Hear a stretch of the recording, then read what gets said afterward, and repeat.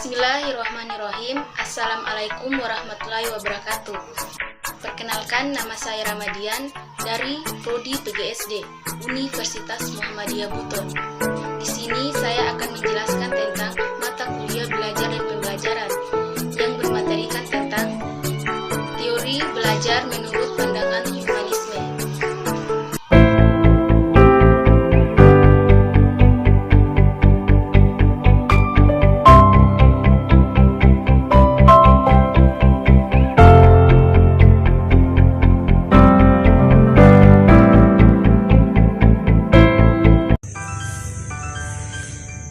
Apa yang dimaksud dengan teori belajar menurut pandangan humanisme?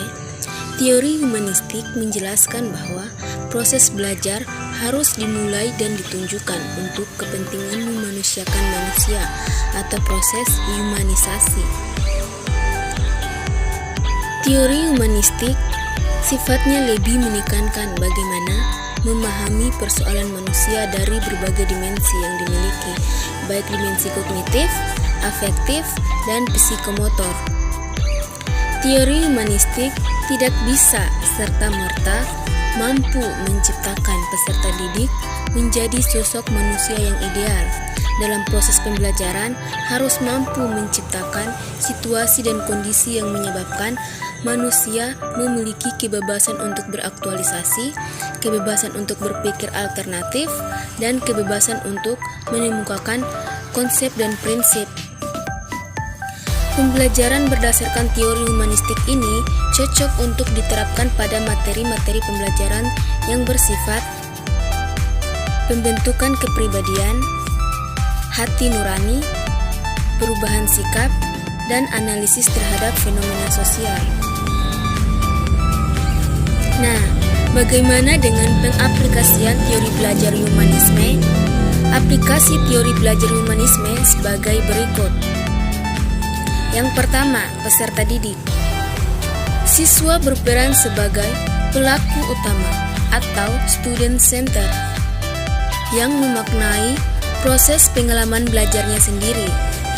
Diharapkan siswa memahami potensi diri, mengembangkan potensi dirinya secara positif, dan meminimalkan potensi diri yang bersifat negatif. Kedua, guru.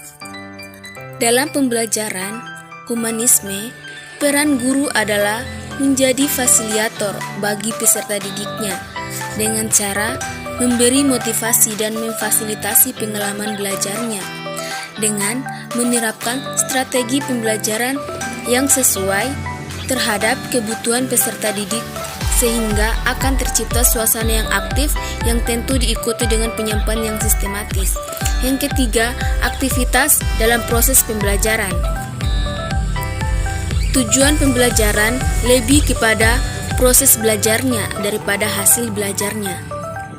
Adapun proses yang umumnya dilalui adalah merumuskan tujuan belajar yang jelas, mengusahakan partisipasi aktif siswa melalui kontra belajar yang baik, jelas, jujur, dan positif.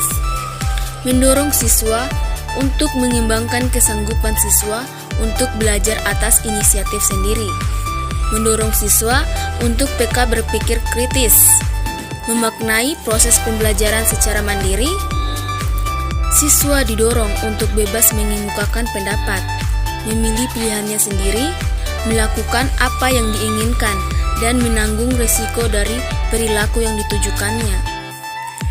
Guru menerima siswa apa adanya, berusaha memahami jalan pikiran siswa, tidak menilai secara normatif, tetapi mendorong siswa untuk bertanggung jawab atas segala resiko perbuatan atau proses belajarnya, memberikan kesempatan murid untuk maju sesuai dengan kecepatannya, dan yang terakhir evaluasi diberikan secara individual berdasarkan perolehan prestasi siswa. Keempat, bentuk-bentuk pendidikan humanisme. Yang pertama, pendidikan terbuka atau open education. Pendidikan terbuka adalah proses pendidikan yang memberikan kesempatan kepada murid untuk bergerak secara bebas, di sekitar kelas dan memilih aktivitas belajar mereka sendiri. Dalam hal ini, guru hanya berperan sebagai fasilitator dan motivator, serta menjadi pembimbing mereka.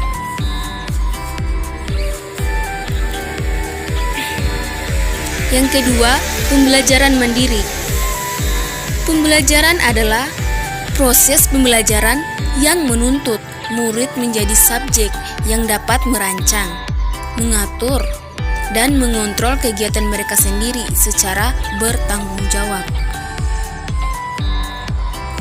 Kelebihan dan kekurangan teori belajar humanisme dalam pembelajaran. Pertama, kelebihan teori belajar humanisme. Dalam pembelajaran teori ini, siswa dituntut untuk berusaha agar lambat laun mampu mencapai aktualisasi diri dengan sebaik-baiknya. Belajar akan lebih cepat dipahami dan dimengerti peserta didik karena bahan yang dipelajari relevan dengan kebutuhan atau kemampuan yang dimiliki oleh siswa.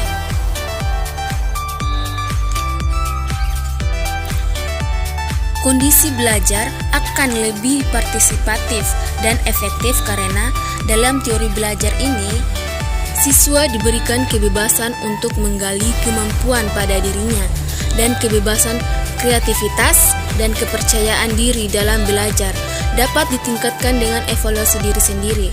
Dan evaluasi dari orang lain tidak begitu penting karena pada dasarnya merupakan pemantapan kemampuan pada dirinya.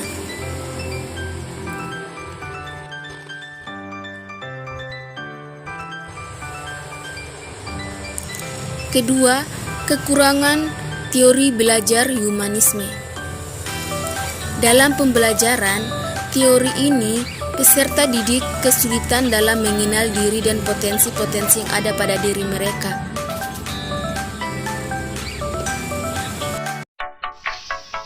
Demikian video dari saya tentang materi humanisme. Lebih dan kurangnya mohon dimaafkan. Saya akhiri dengan ucapan billahi taufiq wal hidayah. Wassalamualaikum warahmatullahi wabarakatuh.